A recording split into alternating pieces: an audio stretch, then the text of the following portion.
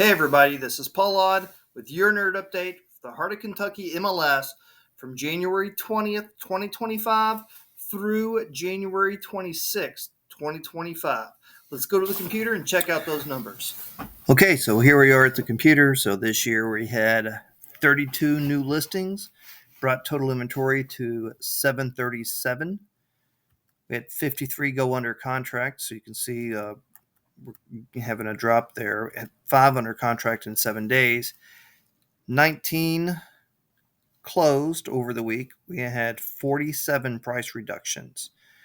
Had a median days on market, and my days on market are listing date to when they go pending, of 83 days. I thought this looked a lot abnormal. I went and looked back at the data a little bit more, and there were several that had closed that had been on the market for an extended period of time, and we only had 19 closings. So this days on market is an analysis of these 19 closings. So the 19 that closed, then 83 was the median date of those 19 between when they were listed and when they went pending. And interest rate dropped some over the last week to 6.96. Again, this is from Freddie Mac on the 30-year conventional mortgage. So as we look back across the years, new listing at 32, that's the least we've had in the 4 previous years, right? 737 is not particularly abnormal. Under contract at 53 is doing pretty good compared to the last 4 years. Under contract in 7 days, though, it's the worst we've seen for this week of the year in the last 4 years. 19 closed, again, a pretty small number for us, basically half of what we've been seeing in previous years. A lot of price reductions compared to previous years, and a very long time on days on market. And then the interest rate is still holding out there in the sixes. Well, not still, right? But it's holding out in the sixes, where in 2021 it was down in the twos. In 2022 it was in the threes. And then since then it's basically been in the sixes, flirting with sevens, and even up to 8 some last summer. So then if we go down and look at last year's information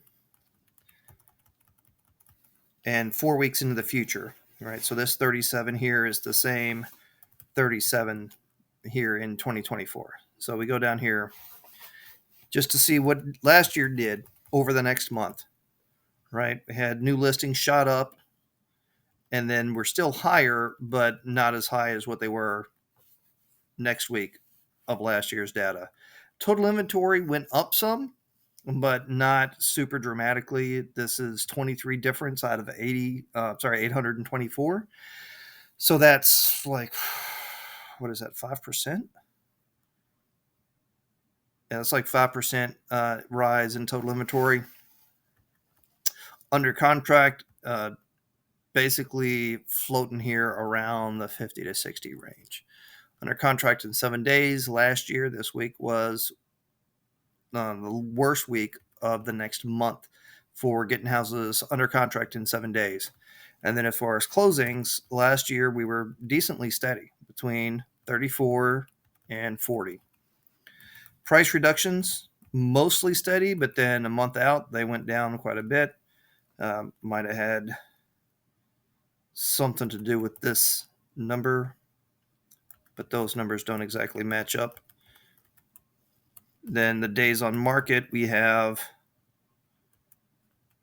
kind of longer here at the end of January, high spike of almost 50 in between a couple of 20s there in February. And again, the interest rate last year, as you can see, it kind of wavered a little bit here, and then it started to climb here in a few weeks ago last year. So that's what we have for this week. As far as the numbers go, and everybody wants to know, like, what does this mean? How does this affect me? What should I be doing? Or how should I be talking to my clients? Well, so the new listings at 32 means there's not a lot of new inventory on. Whoever's looking for a house has seen everything that's out there. And with 32 new ones, they've already seen all of those that they're interested in. So if you've got somebody who's waiting to list and they're looking to get the eyes on there are people looking to move right now, and you will get visibility to all of them if you're listing here when there's not a whole lot of new listings. It's not going to get lost in the shuffle. Total inventory is still pretty low.